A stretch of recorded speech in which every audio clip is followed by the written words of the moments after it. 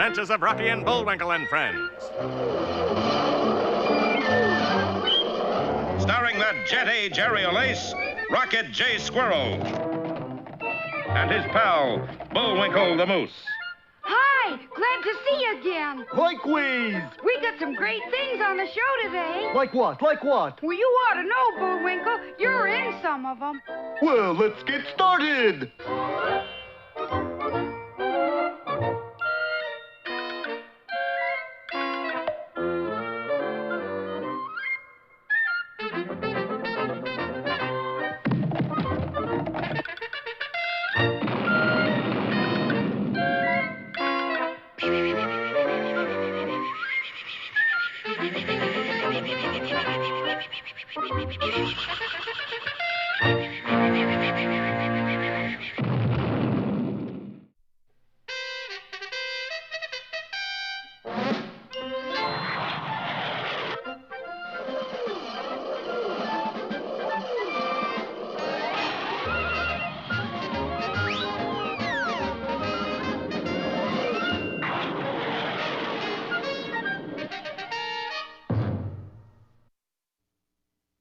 Well, our boys are having a terrible time trying to destroy the guns of Abalone. For last time, you may recall, they were forced down on the Rock of Gibraltar and thrown into prison. In the advertising game, this would be known as hard sell. Not only hard, but seemingly escape-proof. That sounded like the narrator's line, Rock. Ingenuity and the fact that they couldn't spend an entire episode within four walls brought about a discovery of a secret passage. Where do you suppose it leads? Only one way to find out. Ask somebody. Nope. Follow me. And the plucky little squirrel led the way. Unfortunately, he was plucky when he should have been lucky. The secret passage brought them before a firing squad. Article 22 of the Gibraltar Constitution stipulates that all escapees must be dealt with severely. Oh, please, sir, don't spank us. Bullwinkle, they're gonna shoot us. Take away our good conduct medals, but don't spank us. Did you hear me? Reprimand us, if you will. Call us names. They're gonna shoot us. How about that? Elevate your weapons, men. Ready, aim. Just a moment, Major. Something wrong? I thought it was customary for the condemned to be granted a last request. Not according to our Constitution. Look for yourself. And there on page 846 were the words, "No last request for condemned men." How about condemned mooses and flying squirrels? Oh, well, that was different. Very well, you may have a last request. What is it? Not to be shot. The request had to be granted. Thus, Bullwinkle and Rocky were given pardons and put aboard the first boat leaving for Bayonne, New Jersey. Is that anywhere near the island of Abalone? It better be. This gives us a splendid opportunity to revisit Abalone and see how things are progressing. Yes, Boris is still at it. How long you going to keep up bombardment, Boris? I told you until world gives to me Bullwinkle and Rocky. Keep sending message on shortwave. I keep sending, but nobody sends back. Try Morse code. Samuel B. Morse? Samuel B. LMA, I don't care. Meanwhile, Rocky and Bullwinkle were having problems of their own. I said let go of the wheel. But, Captain, you just gotta make us stop at Abalone and let us off. This is the Bayonne Express, boys. And you know what express means. Some kind of Italian coffee, isn't it? It was just about that time that a nasty group of clouds formed overhead. Captain, the barometer's falling. Well, nail it back up. Please, sir, won't you please put us off at Abalone? Not now, Sonny. I don't like the way my ship is behaving. The captain had ample reason for alarm. For the storm had suddenly increased to typhoon proportions, and the tiny vessel was buffeted about on the raging seas. By now, all hands were on deck, and even our heroes were garbed in sou'westers. I wish I had a box of soda crackers tucked under my arm. I'd feel more secure. I'd feel more secure with a different captain. I don't like the way he sticks his arm out the window every time he makes a left turn. Engine room, can you hear me? Aye, aye, Captain. I need more steam to ride this squall out. More steam, you hear? But, sir, it's hotter than Florida down here already. Well, if you're hot, open a window. Well, you don't open a porthole during a storm without suffering the consequences. The sea came in, and the fire went out. Well, at least it's cooler.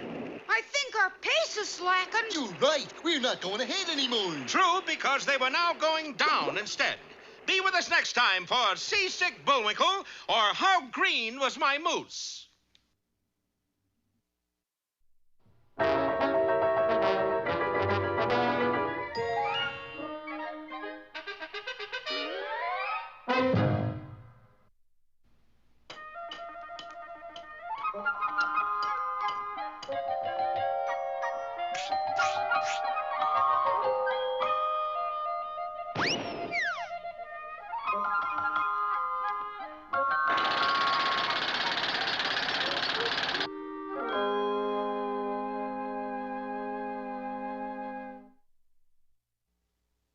You wait till your mother sees what you've done to your new Sunday toga, Junior. Well, don't blame it on me, Pop.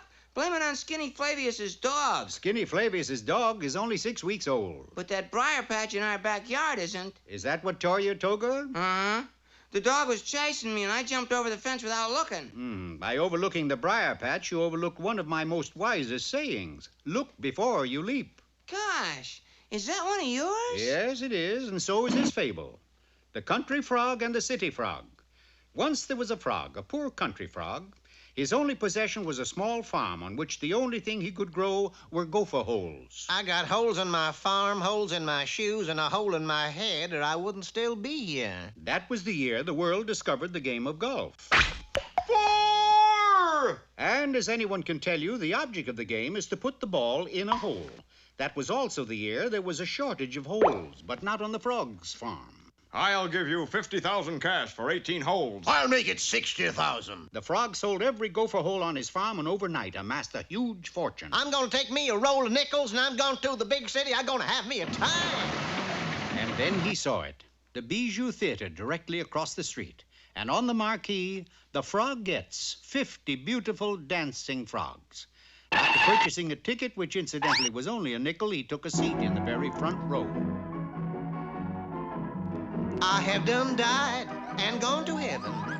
One gorgeous creature in particular caught his fancy, the star of the show, Amphibian.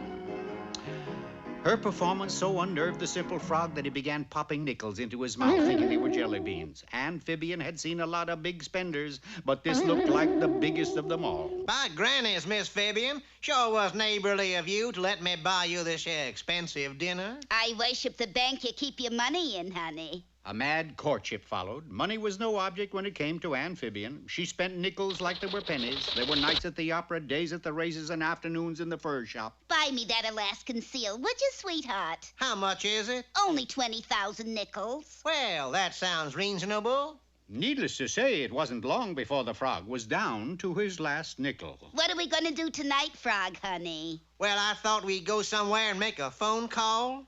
Talk to the operator, things like that. Let's get something straight, big boy. If you want me to be your honey, you gotta spend lots of money. Well, in that case, you wait right here, you hear? In an effort to raise money fast, he took the first job to come along, which happened to be in a circus. Only thing we need right now is a high diver. Tell me what to do. You see that 5,000-foot platform? Dive off of that into this bucket. Ain't that a mite dangerous? Yeah, but it pays good. Willing to risk anything, the frog ascended the ladder and poised athletically at the edge of the platform. Ain't exactly leap year, but here goes. The little frog jumped out into space and plunged like a rocket toward the bucket far below. But as luck would have it, the weather suddenly changed. A cold snap set in, and the water in the bucket froze solid. Well, there's nothing new about a frog diving into a bucket of ice, so he was fired. What in the blue-eyed world am I gonna do? If I don't find me some money, I'll... And then he saw it. In the gutter was a nickel. Maybe my luck has changed. He put the nickel in a weighing machine, and instead of a fortune, 2 nickels came out. Flushed with his newfound wealth, he dashed into a phone booth to call Amphibian. But instead of getting her number, 3 nickels fell out. On a bus that would take him to Anne's apartment. He dropped the 3 nickels into the coin receiver, and out came a transfer. He was as broke as ever. Annie, honey, I'm Nicholas. I don't care what your front name is, honey. I got news. Your broker sold the last of your gopher holes. Here's 10,000 nickels. Hot, Ziggy, let's us go make a long-distance phone call. Oh, no, you don't. This wouldn't last me a fortnight. You're going to enter a frog jumping contest and will win a fortune. But, Anna, baby, I can't jump. You won't have to, Green Eyes. We'll bet on another frog. And so on the day of the jumping contest, the little frog took his place on the starting line. Now remember, love, don't jump a foot. You'll lose and we'll win. He had to make it look good, so he took a few steps back to get set for a false effort.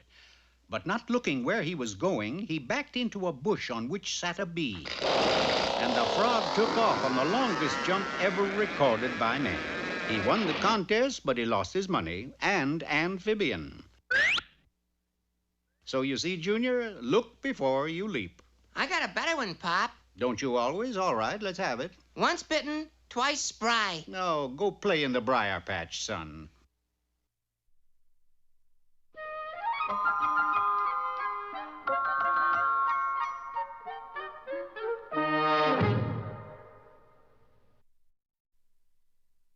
And here he is with an open mind and a hole in his head to prove it, Mr. Know-It-All.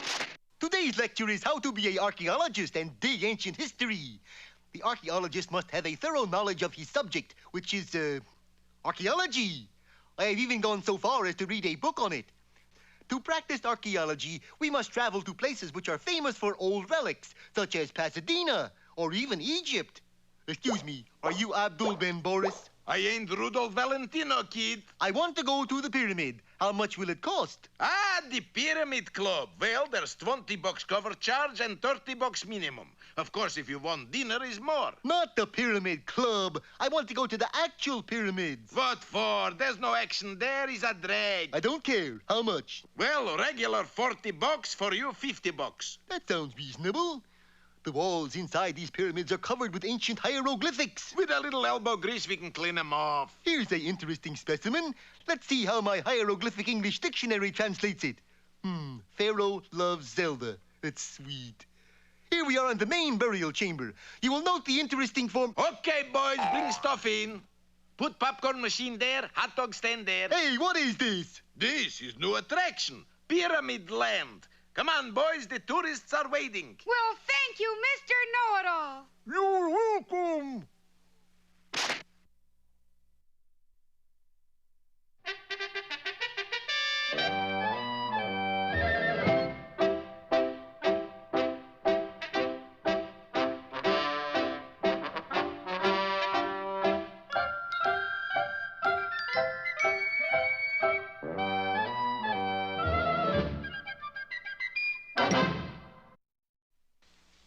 Hello again, Peabody here.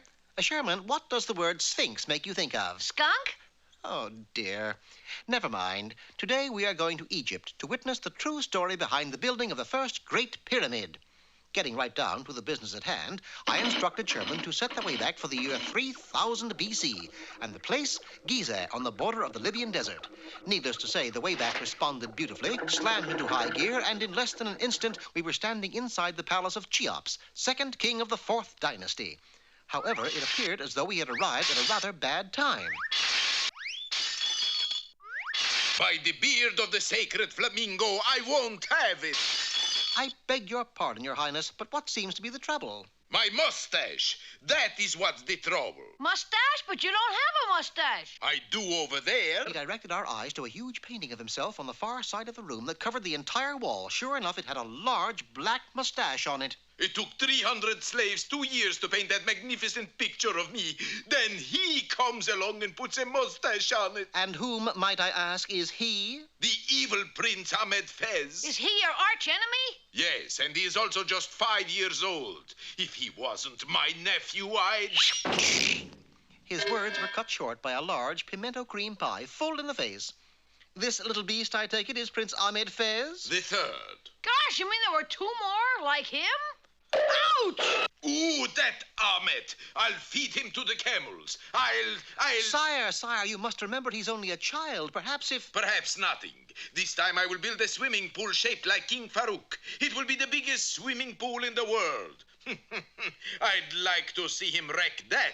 He can't paint a mustache on it either. But poor Cheops is still on the wrong track, Mr. Peabody. Construction began immediately, and in what even I consider record time, the pool was completed. It's done. This pool will go down in history as a great wonder of the world. I'm sorry, sire, but I'm afraid it's about to go up in the air as another failure.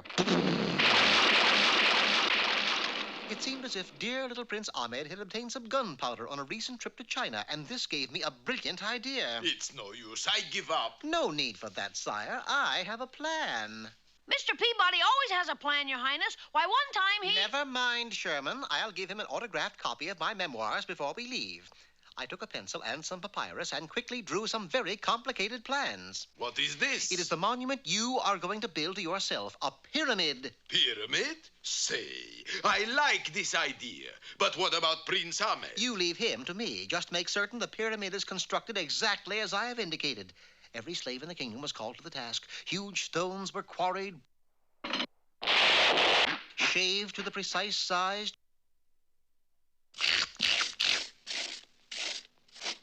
and rolled into position. 40 days and 30 nights later, the project was complete. Beautiful. Wonderful. Mr. Peabody, I never thought I'd live to see the day. What day is that, Sherman? The day you would make a mistake. Look, you designed the pyramid upside down. It's standing on its point. I'm surprised at you, Sherman. That is the most perfectly precogitated part of my plan. Remember, Ahmed the Terrible is still lurking about with his gunpowder and... there he is now, right on schedule. Inasmuch as I had designed the monument with this in mind, the pyramid was not damaged a bit. It simply flew into the air, turned over 3.5 times, and then settled to earth in its proper position. Perfect. Oh, Mr. Peabody, can you ever forgive me for doubting your velocity? I suppose so, Sherman, but that is veracity. At this point, the problem was solved. The world now had one of its 7 wonders. What about Prince Ahmed? Won't he cause more trouble? Not when you consider the pyramid is 481 feet high, and there is a fine, spanking breeze at the top. You see, Sherman, I managed to get to the seat of most any problem. Gee, it was sure nice of King Cheops to invite us to dinner, Mr. Peabody. Yum. This is delicious. I wonder what it is. It's just something else His Highness is famous for. In fact, this particular dish was named after him. You don't mean... That's right, Sherman. Lamb Cheops.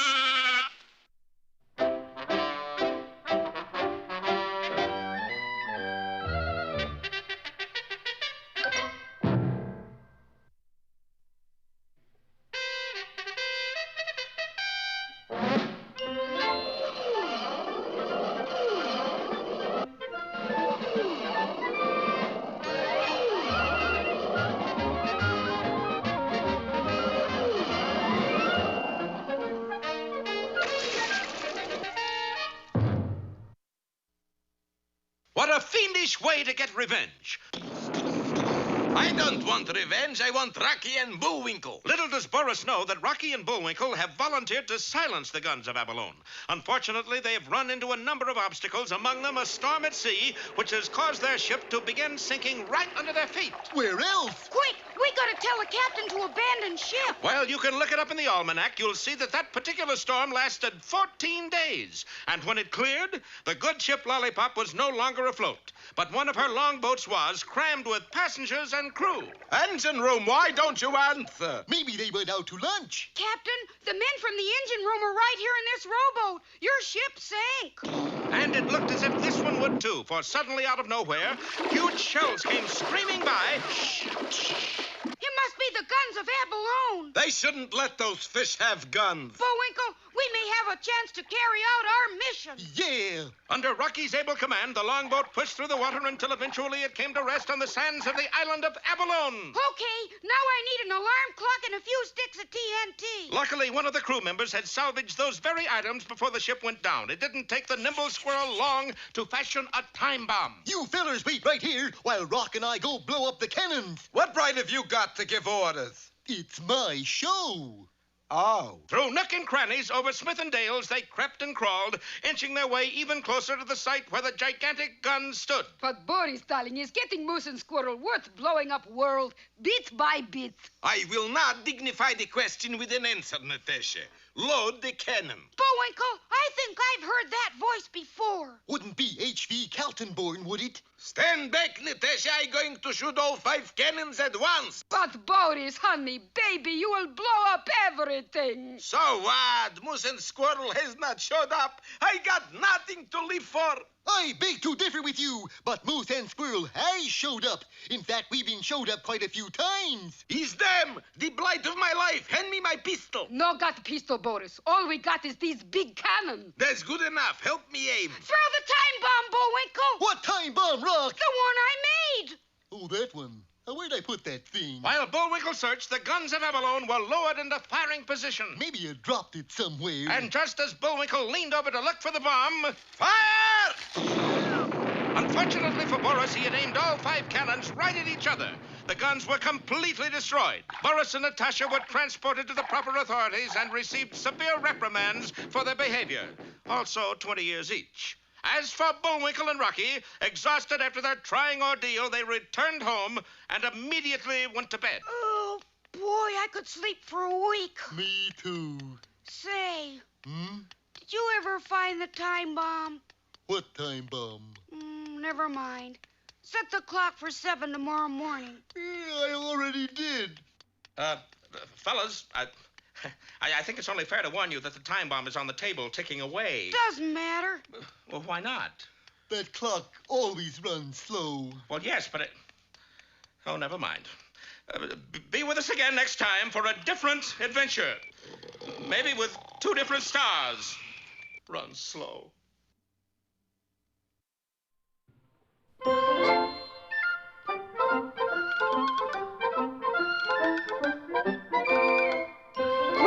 I guess that about wraps up another Rocky show. Certainly hope you enjoyed it. I did.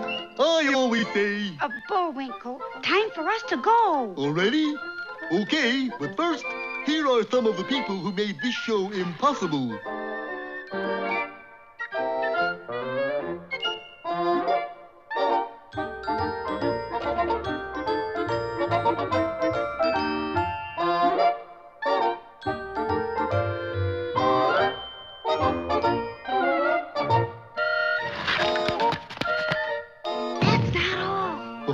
Get tired.